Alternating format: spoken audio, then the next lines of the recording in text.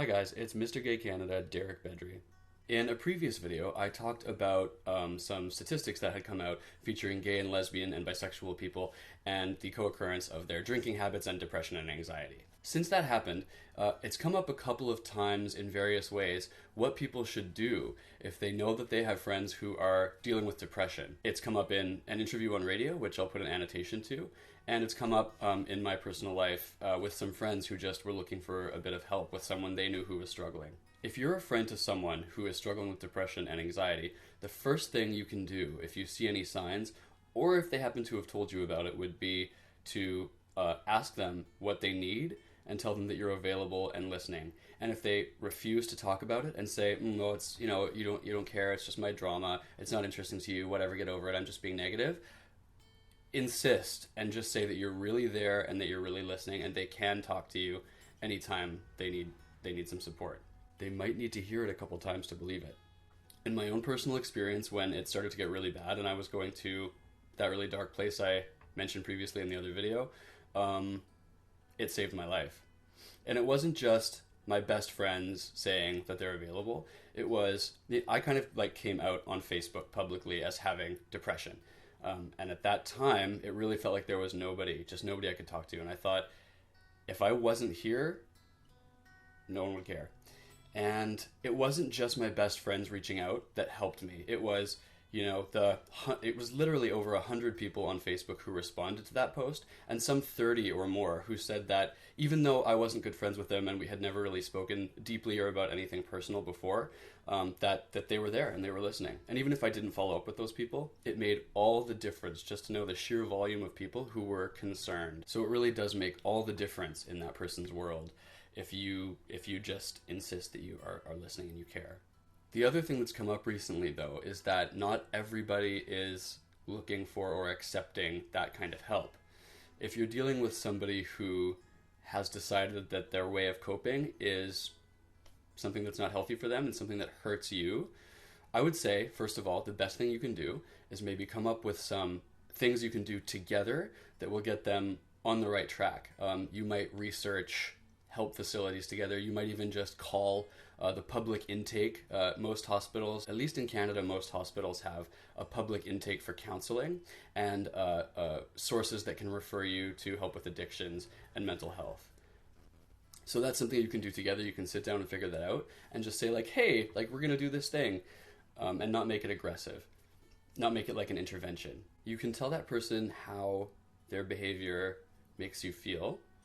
This is a bit of a dicey road because you don't want to alienate that person by telling them that there's something wrong with them, which they already clearly think. That might just drive them deeper towards the behaviors that are harmful to you, to themselves, and to other people around them. At the end of the day, though, that person does need to want help. That's a hard thing to swallow, and it's a hard thing for you to swallow. I should be able to help. I should be able to do something to fix this, but you can't fix it. You can try to help support, and you can connect them with resources, but there's a choice they have to make too. And it might be a hard one for them, and the best thing you can do is try to make that easier. At the end of the day, you might have to say, this is so hard to say, you might have to show them that they can't keep hurting and abusing your availability by just not taking any action. There has to be a time that you step away. And I think that time is after you've made it really clear how much you're hurting, that you've tried to connect them with as many professional resources as possible, and after you've warned them maybe a few times that you can't stand by and watch them circle the drain. And you might want to also try to involve a few other people who care about them, because maybe it's their mom or their dad or something that's going to be able to step in and help. But it's not a happy thought, but maybe, just maybe, realizing that they've pushed the people who really matter too far will be the kick they need. It's a tricky situation, but you can't be responsible. You can only do what you can do. I'm pretty lucky that my depression never manifested as addiction or really any true self-harming behaviors.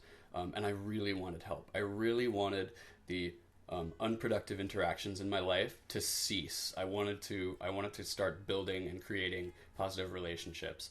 I really wanted that. So it was easy for me when I noticed that I was going to this, like, the darkest place, to say, okay, enough is enough. I need help. it's not going to end this way for me.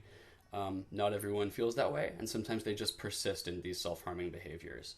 Frankly, I don't have the answer. And again, my biggest suggestions would be let them know that you're super available for help. Try to subtly kind of coerce them into looking at the various resources that might be available to them and that might be digestible, because they probably have this mental barrier about like what it takes to get involved in that stuff and what they have to admit about themselves to get involved in that stuff. And it might be as simple as you kind of holding their hand, looking online and saying, where's our local counseling intake? Where's our local mental health and addictions services? Basically, I just wanted to give a quick message to say to the people who love people who are struggling with addictions or mental health issues that there's nothing wrong with you if you can't fix them. All you can do is try. And you're a good person and you care. And if you're watching this video, I know that's true. Thanks for watching, and I'm going to include as many links to resources as I think are relevant, and I really hope that if anybody watches this video and is interested in it, they can leave some in the comments as well that they might know about, maybe that are more local. I really appreciate it. Thanks. Bye.